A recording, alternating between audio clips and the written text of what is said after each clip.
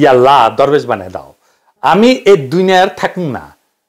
তো এডিটর সাহেব পাশ করিছে ওই করে নাই, দেখেন না যে বিশেষ বিবেচনায় পাশ মার্ক দেওয়া যায় কিনা, দেওয়া যায় না। দেখেন দরিদ্র অথচ মেধাবী এই কোটায় দেওয়া যায় কিনা পাশ মার্ক। এই কপালটাই খারাপ রে ফজা পাগলা। বেকার তোর টিভিতে সাক্ষাৎকার দেওয়ার আগে তুই কি আলু খাইছিলু? আলু, হ্যাঁ, তাই মনে হয় গোল্লা পাইছু। পরীক্ষার আগে আলু খাইতে হয় না রে পাগলা, তোর কোনো দোষ নাই, দোষ আলুর, তোর আলুর দোষ আছে। ফজা পাগলা ভুয়া মুক্তিযোদ্ধা, প্রমাণ আছে, আজকে প্রমাণ করে দেব। আমি 1971-এর ঘটনাকে মুক্তিযুদ্ধ বলি না, কারণ যেই যুদ্ধে আমাদের মুক্তি ঘটে না তারে মুক্তিযুদ্ধ বলাটা ভণ্ডামি। আর আরেক রাষ্ট্র এসে আমারে মুক্ত করে দিয়ে যেতে পারে না, তাই তো ঘটিছে, তাই না? 1971-এ কারণ কইতে পারে 1971-কে আমরা তাইলে কি বলবো? সবচেয়ে ভালোভাবে বলা সম্ভব বাংলাদেশের জন্ম। এই বাংলাদেশের জন্ম ইতিহাসের অংশ, এই জন্মকে আমাদের জাস্টিফাই করতে হবে, তাইলেই বাংলাদেশ রাষ্ট্র টিকবে। না হলে বাংলাদেশ টিকে থাকার মরাল অথরিটি থাকবে না, নৈতিক যে অথরিটি সেটা থাকবে না। যাই হোক, সেই আলাপ আমি পরে করব, আজকে না। আজকের আলাপটা একটু মুখরোচক টাইপের। 1971 নিয়ে মুক্তিযোদ্ধাদের বীরত্ব নিয়ে ফাপা আর মিছা কথা কিভাবে ধরতে হয় সেটা দেখাই দেব। আজকের টেস্ট কেস হচ্ছে ফজা পাগলা, আর ফজা পাগলা যে প্যাথোলজিক্যাল লায়ার সেটাও দেখাই দেব। আসেন আল্লাহর ওয়াস্তে শুরু করি। ফজা পাগলা একটা সাক্ষাৎকার দিচ্ছে বেকারত্ব টিভিতে। রণাঙ্গনের স্মৃতি এই সিরিজে তারে আনিছিল শফিক আহমেদ, এটা এই অনুষ্ঠান করতো। তো এই অনুষ্ঠান এতই গুরুত্বপূর্ণ মুক্তিযুদ্ধ চেতনা মানেদের কাছে যে মুক্তিযুদ্ধ জাদুঘর এই জন্য তারে পুরস্কার দিচ্ছে। দেখেন, তার মানে এই প্রোগ্রামে যা যা বলিছে সেই সব গুরুত্বপূর্ণ কথা আমাদের আমলে নেওয়া উচিত। আসেন এগুলো আমরা দেখি, তা আগে তার কথা শুনি, তারপরে আমরা পরীক্ষা করে দেখি কথাটা সত্য আর মিথ্যা কিনা। প্রথম দাবি সে 1971-এর 9 মার্চ পতাকা উড়াইছে। দেখেন এডিটর সাহেব তার কথাটা দেখান। আমি কিশোরগঞ্জে 9 মার্চ পতাকা উড়ালাম, 10 মার্চ কিশোরগঞ্জ শহরে রইলাম, 11 মার্চ আমি ইটনা আমার গ্রামের বাড়িতে চলে গেলাম। আচ্ছা, এইবার আসেন দেখিস কিশোরগঞ্জে কে কবে স্বাধীন বাংলাদেশের পতাকা উড়াইছিল। 1971 সালে 6 মার্চ অকুতোভয় ছাত্রনেতা কামরুজ্জামান কমরু কিশোরগঞ্জে সর্বপ্রথম স্বাধীন বাংলাদেশের পতাকা উত্তোলন করেন। কিশোরগঞ্জে পতাকা উড়ানো হয়েছে 6 মার্চ, 9 মার্চ না।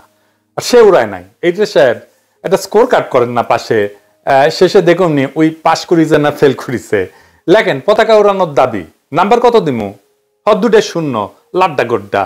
আসেন পরের দাবি কি দেখি। তারপরে সে কয় যে 11 মার্চে গ্রামের বাড়ি যায় ইটনা, থানায় গিয়ে বলে অস্ত্র দিয়ে দিতে হবে।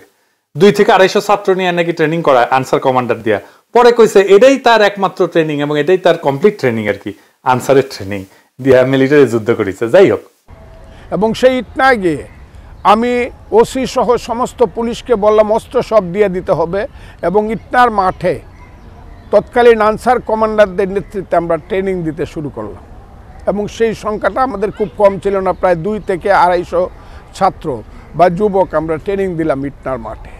আমি আমার জীবনের প্রথম যুদ্ধটা করেছিলাম। ওই যে ইটনাতে যে ট্রেনিংটা দিলাম সেই ট্রেনিংটা আমার সম্পূর্ণ ছিল ট্রেনিং একটা। তো মুক্তিযুদ্ধে ইটনা উপজেলা এই শিরোনামে মুক্তিযুদ্ধ জ্ঞান কোষের প্রথম খণ্ডে এই ট্রেনিং এর কথা নাই, যদিও এই ফজা পাগলা সম্পর্কে বলা হয়েছে সে মুক্তিযুদ্ধের অন্যতম প্রধান সংগঠক। তাহলে এডিটর সাহেব ইটনা ট্রেনিং করানোর দাবির পক্ষে কোনো প্রামাণ্য রেফারেন্স বইয়ে এভিডেন্স নাই, তাহলে এটিও সে লাড্ডা গোড্ডা দেন। এডিটর সাহেব 2-0 কি আর করবেন, যা দিবেন হাতে তাই যাবে সাথে। এরপরে সে বলতেছে 21, 22 এবং 23 জুন সে তামাবিল জাফলং এ মীর শওকতের আন্ডারে যুদ্ধ করেছে। সে ছিল ডাউকিতে, নিজেই কইছে। দেখেন এডিটর সাহেব এই অংশটা। মেজর মীর শওকত আলীর নেতৃত্বে প্রথম আমি জাফলং এবং তামাবিলে একটা যুদ্ধ করি। পাকিস্তানি হানাদার বাহিনী জাফলং তামাবিলে ছিল, আর আমি ছিলাম ভারতের শিলংয়ের কাছে ডাউকির পারে। 3 দিন এখানে যুদ্ধ করেছিলাম। সেটা ছিল 21, 22, 23 জুন। সেই যুদ্ধ আমার প্রথম যুদ্ধ। মুক্তিযুদ্ধের সামরিক অভিযান 2য় খণ্ডে যে এই জায়গাটা যুদ্ধের কথা বলছে না, ওই যে তামাবিল জাফলং, ওই যুদ্ধের সব যুদ্ধের বর্ণনা আছে। এটা হচ্ছে রাধানগরের যুদ্ধ। অনেকগুলো যুদ্ধ হয়েছে রাধানগরে। এই অঞ্চলটা মীর শওকতের 5 নম্বর সেক্টরের অন্তর্ভুক্ত ছিল। ফজার দাবি অনুযায়ী সে মুজিব বাহিনীর সদস্য ছিল। দেখান এডিটর সাহেব, দেখান সে মুজিব বাহিনীর সদস্য। মুজিব বাহিনীর সদস্যরা দেশে ঢোকার আগে দেশ স্বাধীন হয়ে যায়। দেশে একটা ক্ষুদ্র অংশ পার্বত্য চট্টগ্রাম দিয়ে ঢোকে শেষ দিকে। তো ফজা ডিসেম্বরের 2য় সপ্তাহে ফজার কোনোভাবেই মীর শওকতের সেক্টরে যুদ্ধ করার সম্ভাবনা নাই, তাও তর্কের খাতিরে ধরি যে করছে। তাও তার বলা তথ্যই ভেরিফাই করি। আসেন মুক্তিযুদ্ধের সামরিক অভিযান দ্বিতীয় খণ্ড থেকে পড়ি।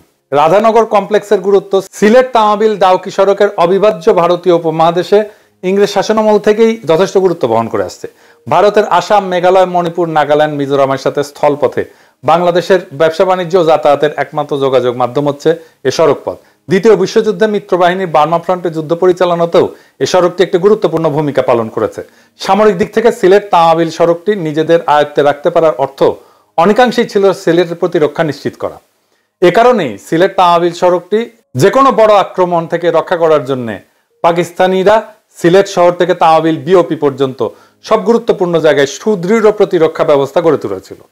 প্রতিরক্ষা অবস্থানগুলোর মধ্যে রাধানগর অবস্থানটি ছিল গুরুত্বপূর্ণ, কেননা মুক্তিবাহিনী কিংবা ভারতীয় বাহিনী যদি সিলেট তামাবিল সড়কের রক্ষণ ব্যবস্থা ফাঁকি দিয়ে সিলেট শহর পর্যন্ত পৌঁছে যায়, সে পরিস্থিতিতে রাধানগর থেকে অতি সহজে অল্প সময় সিলেট ডাউকি সড়ক পথে যে কোনো অবস্থানে আক্রমণ করা যায়। তো এই ডাউকি ঘাট অঞ্চলের অবস্থান দখল করে রাখার জন্য রাধানগর ছিল একটা গুরুত্বপূর্ণ জায়গা।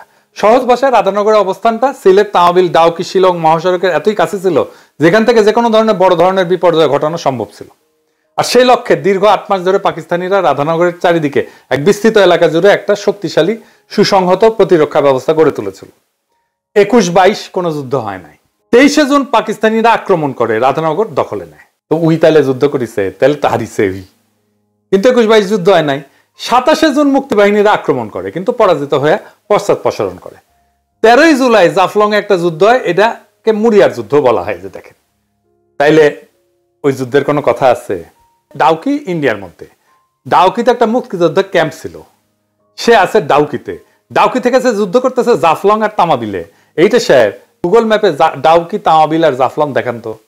তামাবিল আর জাফলং দুই দিকে না, আর মাঝখানে ডাউকি, দেখেছেন? এইভাবে মিলিটারি অপারেশন করে, দুই দিকে মিলিটারি অপারেশন হবে, আর ওই ডাউকি থেকে ওই যুদ্ধ করছে। হ্যাঁ, ওই ডাউকি থেকে ওই দুইটা জায়গার দূরত্ব প্রায় 10 কিলোমিটারের মতো। মানে এটা ছেলে খেলা।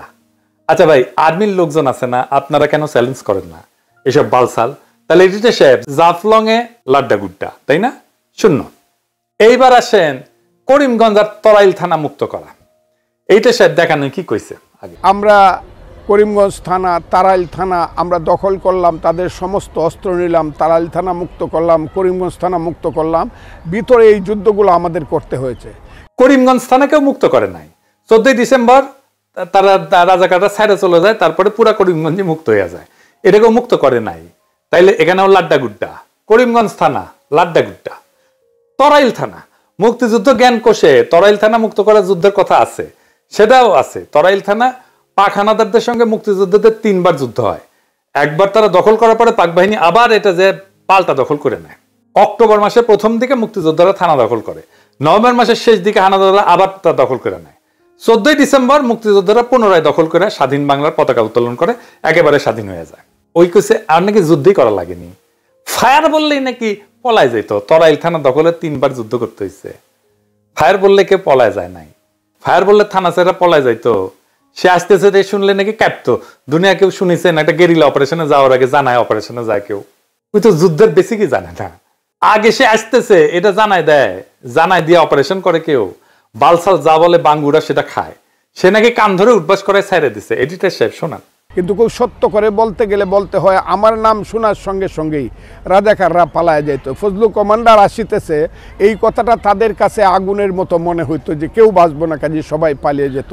কাজে কোনো থানা দখল করতেই আমাকে ওইভাবে যুদ্ধ করতে হয় নাই। খালি একটা ফায়ার বলার সঙ্গে সঙ্গে একটা ফায়ার দিলেই বুঝছে যে আমাদের জীবন হবে, রাজাকাররা পালিয়ে গেছে।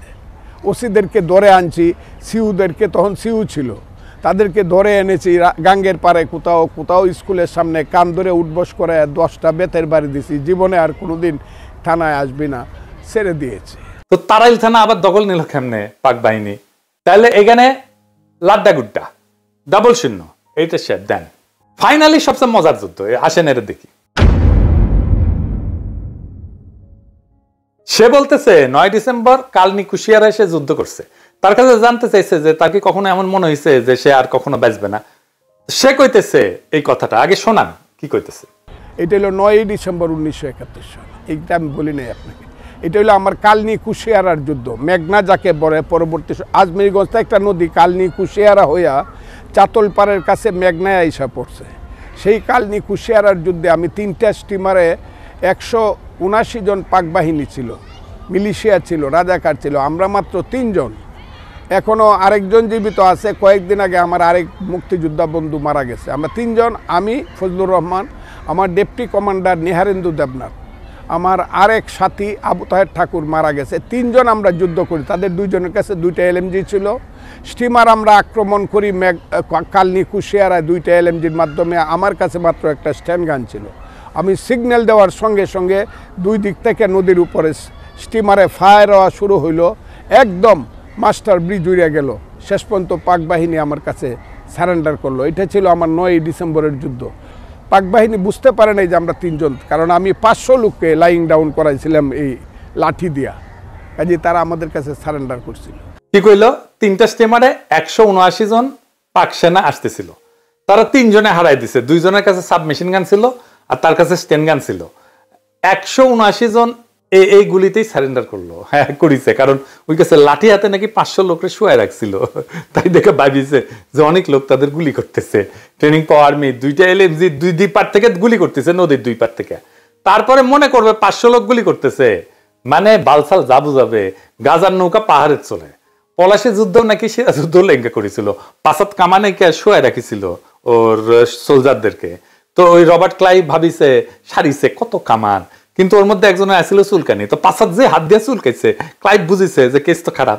এই চুলকানির জন্য রবার্ট সিরাজউদ্দৌলা হারিয়েছিল। শুনেছেন না এই গপ্প? চুলকানির ওষুধ বিক্রি করে যে সমস্ত হকার তাদের কাছে, এই গপ্প ওই ফজা পাগলা শুনেছিল। তাই শুনে আমাকে শুনেছে, আমাকে বাচ্চা কাচ্চা ভাবিছে। বাচ্চা কাচ্চারা এই সমস্ত গল্প করে, দামরা বুড়ারা এই সমস্ত গল্প করে, সেগুলো আবার শুনে কেউ কিছু কয় না। এই জন্যই এদের এত বার বাড়িছে। ইয়াল্লাহ দরবেশ বানায় দাও, আমি এই দুনিয়ার থাকুন না। তো এডিটর সাহেব পাশ করিছে, ওই করে নাই। দেখেন না যে বিশেষ বিবেচনায় পাস মার্ক দেওয়া যায় কিনা, দেওয়া যায় না। দেখেন দরিদ্র অথচ মেধাবী, এই কোটায় দেওয়া যায় কিনা পাস মার্ক। এই কপালটাই খারাপ রে ফজা পাগলা। বেকার তো টিভিতে সাক্ষাৎকার দেওয়ার আগে তুই কি আলু খাইছিলু? আলু, হ্যাঁ, তাই মনে হয় গোল্লা পাইছু। পরীক্ষার আগে আলু খাইতে হয় না রে পাগলা। তোর কোনো দোষ নাই, দোষ আলুর। তোর আলুর দোষ আছে। এবার ফুট, মুক্তিযুদ্ধের দুচাইতে আসিস না। তোর ভগন্দরওয়ালা হান্দাই দিব মুক্তিযুদ্ধ। এবার কে আসবে মুক্তিযুদ্ধ? নেক্সট।